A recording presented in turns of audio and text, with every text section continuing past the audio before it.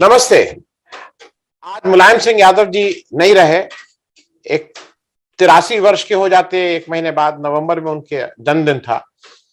और जो समाजवादी आंदोलन अब जो भी बचा था इस देश में, उसके अंतिम कुछ गिनती के लोग, वो जो 10 भी नहीं है, उनमें से एक मुलायम सिंह यादव और उनके सहयोगी, साथी, मित्र रहे मेरे साथ रघु ठाकुर साहब हैं। रघु जी और मुलायम सिंह जी का बहुत ही आत्मीय रिश्ता था। और मैं इसको हरदम ऐसे देखता था कि रघु जी थोड़ा एक्शन के साथ साथ विचार की भी बात करते थे, किताब भी लिखते थे, कुछ आगे का भी सोचते थे। मुलायम सिंह यादव जी केवल और केवल एक्शन ओरिएंटेड थे। तो वो एक जो एक गैप कह लीजिए, या जो एक कॉम्प्लीमेंट करते थे एक समय में एक दूसरे को। रघु जी साथ हैं। रघु जी, एक हिंदुस्तान के किसी भी समाजवादी के लिए आज एक थोड़ा पीड़ा वाला दिन है। समाजवादियों से बहुत गलतियां हुई कि कोई इसके साथ गया, कोई उसके साथ गया, लेकिन आज मुलायम सिंह जी का न रहना एक युग का क्या समाप्ति कहेंगे? मुलायम सिंह जी का साथ हम लोग का काफी लंबे समय का था और लगभग 60 साल का संबंध था। 1963 में मैं डॉक्टर लोहिया की पार्टी का मेंबर बना था और इसी के आसपास 64 के आसपास जब डॉक्टर लोहिया ने नहर आंदोलन चलाया था, नहर के पानी के सवाल को लेकर, उसी समय मुलायम सिंह भी पार्टी के मेंबर बने थे। उस समय मुलायम सिंह के नेता कमांडर अर्जुन सिंह भदौरिया जी थे और उस नहर रेट आंदोलन के सबसे बड़े नेता कमांडर साहब थे। दरअसल कमांडर साहब को लिए कमांडर की उपाधि भी डॉक्टर लोहिया ने ही दी थी। जैसी उपाधि एक जमाने में महात्मा गांधी ने वल्लभ भाई पटेल को सरदार की दी थी, ऐसी उपाधि डॉक्टर लोहिया ने कमांडर साहब को दी थी। तो कमांडर साहब के साथ में मुलायम सिंह ने अपना पार्टी का काम शुरू किया था। उसके बाद एक वहां सम्मेलन हुआ। उस सम्मेलन में डॉक्टर लोहिया ने कहा कि जो उम्रदराज लोग हैं, इनको अब पीछे जाना चाहिए और नौजवानों को आगे लाना चाहिए। तो कमांडर साहब की सिफारिश पर ही सबसे पहली बार 1967 में मुलायम सिंह जी को संसोपा का टिकट दिया गया, लोहिया की पार्टी का टिकट दिया गया और वो जीते भी गए वहां से। तो यहाँ से शुरुआत उनकी हुई थी और एक प्रकार से हम लोग समकालिक थे। उम्र में वो हमसे बड़े थे, पर पार्टी के काम के करीब के हम लोग बराबर बराबर ही साथ के थे। मुलायम सिंह के साथ में उसके बाद भी लंबा रिश्ता हमारा चलता रहा। जनता पार्टी में हम लोग साथ रहे, जनता दल में भी हम लोग साथ रहे, लोक दल में हम लोग साथ रहे और लगभग 1997 तक हम लोग कोई न कोई तरीके से एक ही पार्टी के बीच में रहे, कि पार्टी के साथ में रहे। 97 के बाद थोड़ा हमारा उनका फर्क आया और उस फर्क के अलग कारण थे, उन पर आज हम नहीं जाएंगे क्योंकि आज उसका वक्त भी नहीं है, परंतु एक लंबे संघर्ष का साथ उनका था। मुलायम सिंह में कुछ विशेष गुण भी थे। अब मैं युग पुरुष तो नहीं कहूंगा कि ये कहना कोई जाति भी हो जाएगी, और युग का अंत भी मैं नहीं मानता हूं, क्योंकि अंत कभी होना नहीं चाहिए। कोई भी चीज सड़क चलती रहना चाहिए। परंतु मुलायम सिंह में कुछ बड़े गुण थे। एक तो ये थे कि बहुत परिश्रमी व्यक्ति थे। मैंने हम लोगों ने कई बार हमने अनुभव किया और देखा, और हम लोग साथ भी रहे, कि रात रात भर भी हम लोग दौरा करते रहे, मुलायम सिंह दौरा करते रहे। एक अथक व्यक्ति था जो अथक लगातार परिश्रम करते थे। दूसरा, कार्यकर्ताओं के साथ में उनका जो रिश्ता था, वो रिश्ता भी बहुत जीवंत रिश्ता था और कार्यकर्ताओं के सुख और दुख का उनको बहुत ख्याल भी रहता था। अगर कोई कार्यकर्ता उनको मिल गया, वो उनका पक्ष में हो, विपक्ष में हो, खिलाफ में हो, अगर उन्हें मालूम पड़ा कि इसकी कोई कठिनाई है, तो मुलायम सिंह ने सदा उसकी मदद करने का प्रयास किया और मतलब उसमें कभी कोई कोताही नहीं बरती। अपने रिश्तों को भी मुलायम सिंह निभाने में बहुत ही कुशल थे। मैं दो घटनाएं आपको खासकर आज याद दिलाऊं, अन्य कई चीजों के अलावा। स्वर्गीय राजीव गांधी उस समय कांग्रेस पार्टी के महासचिव प्रत्याशी थे और हम लोग ने शरद यादव को प्रत्याशी बनाया था। अमेठी चुनाव का मैं प्रभारी था और उस समय मुलायम सिंह जी जो थे वो चुनाव हार गए थे। अध्यक्ष पार्टी के, उत्तर प्रदेश के पार्टी के वो थे। तो जब वो हम लोग के यहाँ कार्यक्रम में आए, हमारे पास में आए, उनने हम लोग ने कई पे सभाओं के लिए ड्यूटी लगाई, काम किया। तो हमारे साथी थे doctor PS Verma. PS Verma साहब उनसे बोले, अरे भाई हम लोग तो दफ्तर में रहते हैं, तुम तो घर में घी खा रहे हो और हम लोग यहाँ पर बगैर घी की रोटी खाते हैं। तो मुलायम सिंह की ये संवेदनशीलता थी कि जब अगली बार मुलायम सिंह आए तो साथ में अपने घर से घी भी लेके आए। माने ये एक प्रकार का जो आत्मीयता का रिश्ता था, वो रिश्ता था। उसके बाद भी जब वो चुनाव, तो यद्यपि हम लोग हार गए पर उसमें बहुत ही गड़बड़ियां हुई, तो उनको लेके भी जब हमने याचिका को दायर करने के लिए प्रयास किया, इलाहाबाद में उसके गए, तैयारी की, उसमें मुलायम सिंह ने हमारा पूरा सहयोग किया था। हमको याद है कि जो हमारे साथी थे नरेंद्र गुरु, जो इलाहाबाद के थे, आप जानते हैं उनके लिए, तो नरेंद्र गुरु जी का जब निधन हुआ उस समय बिहार में था, बिहार का चुनाव चल रहा था और मैं उसका प्रभारी था, समझ में पड़ा। तो देर रात से को मुलायम सिंह को खबर मिली कि गुरु का निधन हो गया। तो रात को 1 बजे मुलायम सिंह ने खुद हमको फोन लगाया। वो मुख्यमंत्री बन चुके थे और उनके पीए ने फोन नहीं लगाया, खुद मुलायम सिंह ने हमारे नंबर पर फोन लगाया और कहा कि गुरु का निधन हो गया है। और हमने उनसे कहा कि चूंकि मैं अब सुबह नहीं पहुंच पाऊंगा तो ये व्यवस्था अपने लिए करना चाहिए। तो मुलायम सिंह ने सारी व्यवस्था की अंत्येष्टि की, वहां से गाड़ियों से सरकारी सम्मान के साथ को इलाहाबाद पहुंचाया और व्यवस्था। ऐसे कितने ऐसे लोग हैं कि जिन लोगों के व्यक्तिगत नहीं मुलायम सिंह ने काफी मदद की। हमारे बांदा के साथी थे, आज जिंदा नहीं है, नाम नहीं लूंगा उनका मैं, उनकी बेटी की शादी थी। अब उनके पास बेटी शादी की व्यवस्था नहीं थी, तो उन्होंने मुलायम सिंह जी से कहा कि भाई निमंत्रण दिया उनके लिए, तो बोले कि निमंत्रण आप दे रहे हैं, हम आ नहीं पाएंगे। तो बोले हम आपको तो बुलाने आए भी नहीं है, निमंत्रण इसलिए दे रहे हैं कि हमारे पास पैसा नहीं हो, बेटी की शादी करना है। तो मुलायम सिंह ने तत्काल उनको 1 लाख रुपए की व्यवस्था की और उनकी बेटी की शादी में सहयोग किया। तो मुलायम सिंह में कार्यकर्ताओं के साथ में जुड़ने का रिश्ता, उसकी वजह भी थी कि मुलायम सिंह जिस परिवार में पैदा हुए थे, बहुत गरीब परिवार था। आज के मुलायम सिंह में और तब के मुलायम सिंह में बड़ा फर्क था। दरअसल उनके पास तो अपने घर में व्यवस्था भी नहीं थी, तो वो तो अपने मामा के यहाँ गए थे। ये जो सेफई का गांव नहीं है, इनका घर तो बोलता है मैनपुरी में था, ये सेफई में अपने मामा के यहाँ गए थे क्योंकि यहाँ पे व्यवस्था नहीं थी, तो वहां पे जाके पढ़ने के गए थे। तो जो गरीबी और कठिनाई मुलायम सिंह ने देखी थी, उस गरीबी और कठिनाई को मुलायम सिंह ने जिया भले ना हो बाद में, पर याद जरूर उसको रखा और उन कार्यकर्ताओं की, जो गरीबी वाले कार्यकर्ता हैं, उनके सदैव सहयोग करने का काम किया। मुलायम सिंह के जीवन का जो एक बड़ा परिवर्तन, हाल ही उसका गलत दिशा में चला गया, वो परिवर्तन का भी हमको याद है कि जब स्वर्गीय कर्पूरी ठाकुर का निधन हुआ तो हम लोग पटना पहुंचे थे। तो पटना में कर्पूरी जी के अंत्येष्टि के लिए सारा जो व्यवस्था थी, हम लोगों ने कार्यकर्ताओं ने साथियों ने मिलकर की थी, पैसा इकट्ठा की, यानी उनके ऊपर जो चादर डाली गई वो भी एक पाके जन सहयोग की चादर थी। तो उस दिन मुलायम सिंह के मुंह से निकला कि बस अब अंत हो गया, अब मैं ये नहीं करूंगा, अब हम दूसरे रास्ते जाएंगे। और उसके बाद से फिर मुलायम सिंह ने जो रास्ता पकड़ा, तो फिर वो रास्ता आपको पता ही है कि रास्ता कौन सा था। दूसरा मुलायम सिंह का एक गुण था कि मुलायम सिंह राजनीति में बहुत चतुर व्यक्ति था।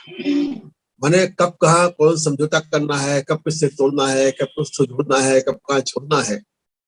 और उसमें एक प्रकार का लचीलापन भी उनमें था कि अगर किसी से उनके लिए कोई काम लेना है तो उसके लिए किसी भी सीमा तक जाके चतुराई से अपने साथ में लेने का प्रयास करते थे, और किसी के लिए छोड़ना है तो कब छोड़ देना है इसके लिए बहुत बेहतर तरीके से समझते थे। मुलायम सिंह बुद्धि से तेज थे, मुलायम सिंह बुद्धि से कमजोर नहीं थे। मुख्यमंत्री के तौर पर भी मैंने देखा कि उनको कोई बात अगर कही गई तो नोट नहीं करते थे। वैसे ही उनका लिखने पढ़ने में स्वाद जरा कम था, वो सारा काम ज्यादा जबानी खर्च करते थे। और कई बार तो ऐसा हुआ कि जब अध्यक्ष थे पार्टी के, तो शुरू के चुनाव में दस्तखत करना पड़ते थे चंदे देने के लिए। कहते कि भैया हमसे दस्तखत करवा, कोई और ले लो दस्तखत के लिए, ये बड़ा कठिन जाता दस्तखत करना। परंतु दिमाग से बहुत तेज थे, अगर कोई बात उनको कही गई तो आपने सामान्य ढंग से भी कही, पर उस बात को वो अपने दिमाग में रखते थे, पंजी जमा करके रखते थे कि ये बात कही गई तो आपको लिखना है। तो ये प्रखरता भी एक प्रकार की बुद्धि प्रखरता उनके दिमाग में थी। और जनजीवन के साथ उनका गहरा जुड़ाव भी था। वहां के अखाड़ों में, वहां के खिलाड़ियों में उनका बड़ा एक प्रकार की सहभागिता थी। खुद भी वो कुश्ती लड़ते रहते थे, और हम तो उनके कई बार के उन कार्यक्रमों में भी गए हैं जब ने वहां पे जो हर साल वो अखाड़ा की वो पहलवानियों की कुश्ती कराते थे, तो बार कुश्ती में गए। तो एक प्रकार से एक आम आदमी के साथ संपर्क था। दूसरा कि परिवर्तन और चाहे जो नीतियों के आए हो, पर उनके कपड़ों में कोई परिवर्तन नहीं आया। उनकी धोती कुर्ता जाकड़ी जो थी, एक सामान्य किसान को, सामान्य कार्यकर्ता को अपने जैसा भी नजर आता था। वो जीन्स वाले नेता नहीं बने कभी, और हाजिर जवाबी उनकी बहुत तेज थी। एक बार जब वो यूपी के अध्यक्ष थे, तो उन्होंने कार्यकर्ता को पार्टी से निकाल दिया। उसने आके चौधरी साहब से शिकायत की, चलो सिंह से, ये मुलायम सिंह ने हमको निकाला है। जब वो उससे मिलने के लिए आए चौधरी साहब से, तो उन्होंने चौधरी साहब के पद ने उनसे कहा कि मुलायम सिंह, तुम्हारा नाम तो मुलायम है और तुम तो बड़े कड़वाहट वाले आदमी हो। तो तत्काल मुलायम सिंह बोले कि हाँ चौधरी साहब, मैं अपनों पे मुलायम रहता हूँ और दूसरों पे कठोर रहता हूँ। तो चौधरी साहब जोर से हंसे और उन्होंने उनकी बात को समझ लिया और उनको छोड़ दिया। तो इस प्रकार का जो जीवन उनका था, उनका जो जीवन के जो वहाँ के संघर्ष थे, वो संघर्ष भी काफी थे, और उन्होंने समाजवादी आंदोलन को, पार्टी को खड़ा करने में एक बड़ा परिश्रम किया। उसको दिशा वो दे पाए हों या दिशा गलत हुई अलग बात है, परंतु लोगों को खड़ा करने में उनकी बड़ी भूमिका थी। और उनकी जो शुरुआत थी, वो शुरुआत आंदोलन की शुरुआत थी। पहले आंदोलन जिसमें उनकी गिरफ्तारी हुई, वो नहर के पानी का सवाल था, जो डॉक्टर लोहिया ने शुरू कराया था, जिसमें डॉक्टर लोहिया खुद भी जेल में रहे थे। उसके बाद लगातार उस अंचल में आंदोलन में वो लगे रहे। कई बार उनके ऊपर जानलेवा हमले भी हुए और उनसे भी उन्होंने संघर्ष किया, मुकाबला किया और बच के आए। हमको याद है कि 1980 के बाद की बात है कि इनकी कार के ऊपर हमला हुआ था, गोलियां चली थी, और उस समय जो स्थानीय कांग्रेस पार्टी के मंत्री थे, केंद्रीय मंत्री थे, उनके साथ उनके बड़े संघर्ष के रिश्ते थे, कटुता के रिश्ते थे। तो इनके ऊपर गोली चलाई गई थी। तो इन्होंने वहां पर जब एक खबर में आई और चौधरी साहब को बताया गया, चरण सिंह जी को, कि भाई इनके ऊपर गोली चली। उस वक्त मुलायम सिंह के पास कोई जीप गाड़ी होती थी, वो भी खुली जीप गाड़ी थी, तो पुरानी वो महिंद्रा वाली जीप गाड़ी आती थी, और वो आर्मी की जो बिकती थी सस्ती वाली जीप गाड़ी। हाँ हाँ। तो फिर चौधरी साहब ने उस समय 1 लाख रुपए इकट्ठा कर दिया और इनको पहली एडमिनिस्टर कार्ड दी गई। तो ये जो जीवन है, ये जो संघर्ष का जीवन था, एक लंबा समय संघर्ष का जीवन का था, और करीब करीब 80 के बाद 89 दशक तक कहना चाहिए, 87 तक जिंदा काम रहा। मैं वैसे मैं एक दो छोटे एक दो प्रश्न है, मैं जल्दी से आपसे पूछ लूं। एक तो जो आप बात कह रहे थे नरेंद्र गुरु वाली, और नरेंद्र गुरु क्या, एक में आप तो थे ही वहां पे। मधु जी का जब देहांत हुआ, ये उत्तर प्रदेश के चीफ मिनिस्टर थे, दिल्ली ले जाके पुलिस को भेजना, गार्ड ऑफ ऑनर दिलाना, जबकि मधु जी से ना कोई वोट मिलने वाला था, ना कुछ मिलने वाला था उत्तर प्रदेश में, लेकिन वो अपना दायित्व समझते थे। और उसका सबसे बड़ा मैं ये मानूंगा कि लोकतंत्र सेनानी की जो, अब वो आप लोग हो सकता है कि उसकी पेंशन मिलनी चाहिए नहीं मिलनी चाहिए, लेकिन कम से कम उत्तर प्रदेश में लोकतंत्र सेनानी करके जो इमरजेंसी में लोग गए थे, वो उन्होंने एक स्टैब्लिश करने का बड़ा काम किया था, लोगों को एक्नॉलेज तो किया था। और लोगों की दिक्कत थी उस समय, तो शायद 4-5 हजार रुपए से पेंशन शुरू हुई थी। वो एक, मैं ये मानता हूं कि उनका एक ये गुण था कि उस समय की चीजों को याद रखा गया था। जो मैं आपसे पूछना चाह रहा हूं वैसा, वो एक इंपॉर्टेंट ये है कि एक उनमें अद्भुत क्षमता थी अलग अलग लोगों को एक साथ लेके चलने की। मैं इसलिए कह रहा हूं उत्तर प्रदेश की राजनीति की बात मैं कर रहा हूं। जनेश्वर जी, माता प्रसाद पांडे, अब जैसे आज माना जाता है कि ये लोग केवल यादवों के पीछे पीछे हैं, ब्रजभूषण तिवारी, मोहन सिंह, एक एक्सट्रीम मोहन सिंह के राजपूत, एक एक्सट्रीम के अमर सिंह राजपूत, बेनी वर्मा, मतलब रामचंद्र दास, आज इतने तरह के लोगों को भी साथ ले चलते थे। ये भी एक उनमें अद्भुत गुण था भाई। देखिए क्या है कि इसके तो कुछ सियासी कारण भी होते हैं आनंद प्रसाद जी। वो ये होते हैं कि आजकल जो राजनेता है, अब कोई परिश्रम नहीं करना चाहता है। एक दौर के बाद में वो चाहता है कि हमको कहीं बनी बनाई सत्ता में हिस्सेदारी मिल जाए। तो कुछ उनके अंतर्विरोधों को मुलायम सिंह भी हल करते थे। तो कुछ सत्ता का जो लालच है, वो लालच भी लोगों की अपनी सीमाएं बता देती है। दूसरा, जो संसदीय राजनीति की लाचारियां हैं, वो कई बार लोगों को उन तक पहुंचाती थी, क्योंकि उनके पास में एक अच्छा वोट का हिस्सा बन गया था। विशेष तौर पर जो 2 वर्ग हैं, यादव और मुसलमान, ये जिनकी संख्या यूपी में मोटा मोटी तौर पर मेरे ख्याल से करीब 28% के आसपास होती होगी, ये उनके साथ थे। तो फिर लोगों को एक आकर्षण था कि भाई हमको ये वोट यहाँ मिल जाएगा, तो इसलिए लोग डूब जाते थे। जहां तक उनके सवाल राजनेताओं को साथ में लेने का है, तो वो ये भी है कि लोगों की अपनी हैसियत जानते थे, इसको कहा जाए कि औकात भी जानते थे। तो कौन कितने टुकड़े में संतुष्ट रहेगा, किसको कितना देना है, ये भी काम वो करते थे। बद्री के प्रति उनका बहुत सम्मान था, इसमें कोई दो मत नहीं है। बद्री के पास जाते भी थे, उनसे सलाह मशवरा भी करते थे, बैठते भी थे। परंतु अब कई बातें हैं जो हम उनको आज नहीं कहेंगे, फिर कभी उसका समय आएगा तब कहेंगे। और एक है, उन्होंने जो अपने पुराने लोग थे उन लोगों के प्रति सदैव सम्मान की भावना कम से कम व्यक्त की, उसके प्रति कोई असम्मान भावना नहीं। मुझे याद है कि जब लाडी जी बीमार हुए और उससे भर्ती हुए, उस समय काफी उनकी स्थिति गंभीर थी और हम लोग को पैसे की भी तकलीफ थी, हम समाजवादी पार्टी जनरल सेक्रेटरी थे। तो हमने कहा मुलायम सिंह से हम अस्पताल जा रहे हैं और कुछ पैसा से पूरा करना पड़ा। तो उनने हमसे पूछा नहीं कि मतलब आपको जरूरत है कि नहीं है, उन्होंने तत्काल 25,000 रुपए हमको दिए और कहा कि आप हमारी जमीन जमा करा देना। तो ये गुण उनमें था कि साथियों के लिए सहयोग करना और उनके सुख दुख में हिस्सेदारी करना, ये गुण उनमें था। परिश्रम का गुण उनमें था और सब उनमें योग्यता थी। अगर कुछ चीज और सुधर जाती तो तत्काल मुलायम सिंह की स्थिति एक और अच्छे व्यक्ति की, एक और बड़े नेता की सम्मानों की मिली थी। एक अवसर भी उनको मिला था क्योंकि 92 में मस्जिद के टूटने के बाद वो हिंदुस्तान के मुसलमानों के लिए कुछ समय के लिए उनके मन के नेता थे। आज समाजवादी पार्टी या दूसरी पार्टी कोई मुसलमान की लाचारी की हो सकती है कि आप जीतने वाली थे पर देते, आज मुसलमान के लिए वो मन की नहीं है। और उस समय में कोई आधे के सारे देश के मुसलमान ये मानते थे कि मुलायम सिंह हमारे व्यक्ति है, ये हमारे लिए काम करने वाले हैं, हमारे लिए जान देने वाले हैं। तो एक अवसर मिला था, जो अवसर उसकी पहले पीढ़ी के नेताओं को भी नहीं मिल पाया। जिनका बड़ा विजन था, जिनका दुनिया में मान था, उनको वो अवसर नहीं मिल पाया। ये अवसर कभी लोहिया को भी नहीं मिल पाया, ये अवसर कभी जयप्रकाश जी को भी नहीं मिल पाया, तो उनको मिला था। हालांकि उस अवसर में चूक गए, बात भी सही है। उस अवसर का जिस ढंग का इस्तेमाल हो सकता था वो कई कारणों से उसको नहीं कर पाए। परंतु जो आदमी का एक समय का संघर्ष है, उस संघर्ष को याद किया जाना चाहिए। और फिर विश्लेषण तो हम लोग बाद में करेंगे, दुनिया करेगी, समाज करेगी। मैं वैसा एक छोटी सी बात इसलिए कर ले रहा हूं क्योंकि एक उस तरह का मैं सिर्फ इसलिए कह रहा हूं कि आज सुबह से धूम मची हुई है, बिल्कुल सारे टीवी चैनल सारे, वो मोदी जी 3 बार ट्वीट कर चुके हैं, अमित शाह साहब अस्पताल में जाके उनके बिस्तर जहां पे वो मेदांता में ही फूल चढ़ाए हैं। जिस व्यक्ति को जीवन भर इन लोग मौलाना मुलायम, मुल्ला मुलायम, परिवारवाद, भ्रष्टाचारी, मालूम नहीं क्या क्या कहते थे। मुझे अजीब सा लगता है जब इस तरह का चरित्र, मतलब ये लोग अरुण जेटली के अंत्येष्टि में नहीं आए थे, उस समय टाइम नहीं था। आज मुलायम सिंह जी के लिए इन सब लोगों के पास बहुत टाइम है। मतलब ये कुछ विरोधाभास आनंद वर्धन जी, ये भारतीय राजनीति एक बहुत बड़े पाखंड का अड्डा बन गई है। ये जो कर रहे हैं ये ना, इनका कोई मन नहीं है।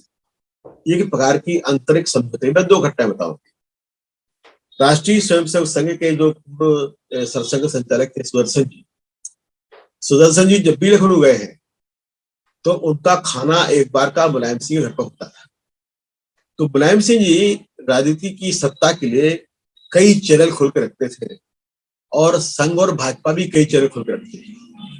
तो अगर मान लो कि जब मुख्यमंत्री थे सपा के, हमारी पार्टी के अध्यक्ष भी थे, हाँ, दिन में फैमिली का खाना भी खाते थे। दूसरा घटना बताऊं कि जब पिछला पार्लियामेंट का चुनाव होने वाला था 2019 में, तो शायद आपको याद हो कि संसद का आखिरी सत्र था।